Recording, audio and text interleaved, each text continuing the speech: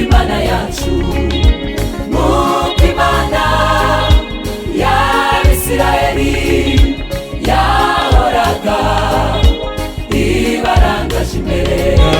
Nta rindi shyanga rifite Imana iriba hafi n'Imana yacu nk'uko Imana ya Isirayeli yahoraga ibarangaje imbere. Hahirwa utoranya ibihe byose ukamwiyegereza. Uwo n'umutoni utoneshejwe kuri shebuja. Uwo n'umutoni utoneshejwe kuri shebuja.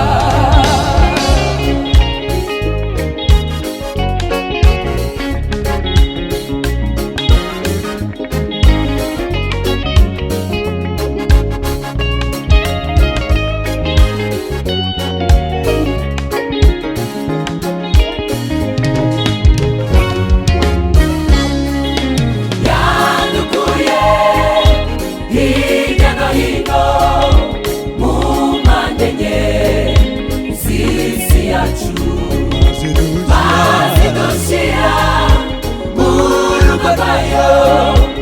Iyo Mana tuyihe icyubahiro.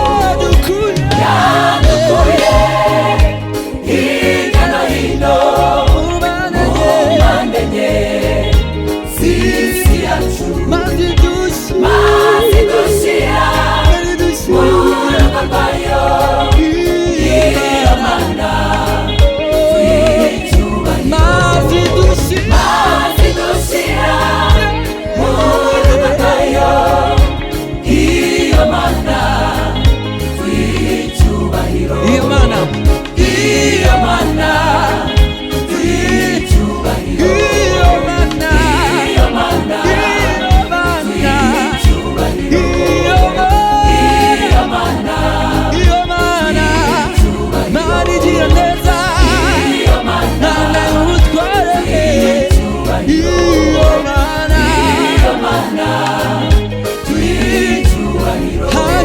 hahirwa utoranya ibihe byose ukamwiyegereza. Uwo n'umutoni utoneshejwe kuri shebuja.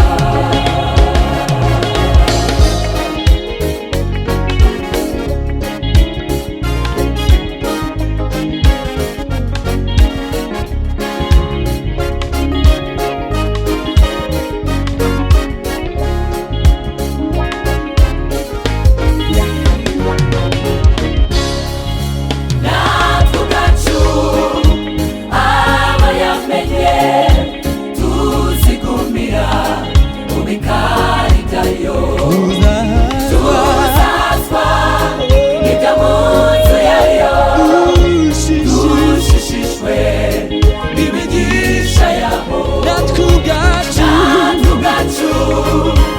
abo yamenye tuzigumira mu bikari byayo. Tuzazwa n'ibyo mu nzu yayo, dushishijwe n'imigisha yabo.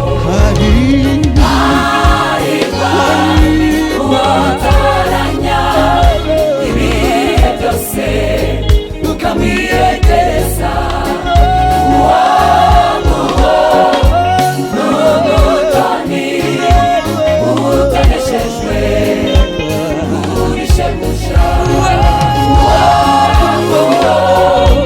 n'umutoni utoneshejwe kuri shebuja. Uwo n'umutoni utoneshejwe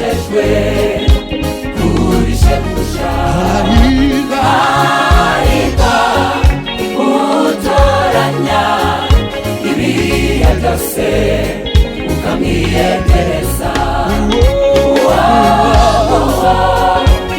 n'umutoni utaneshejwe kuri shebuja.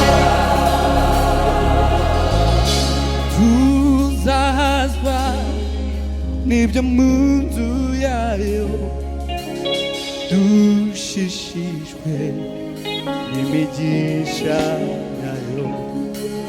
Tuzahazwa n'imigisha yayo, dushishijwe n'ibyo mu nzu yayo.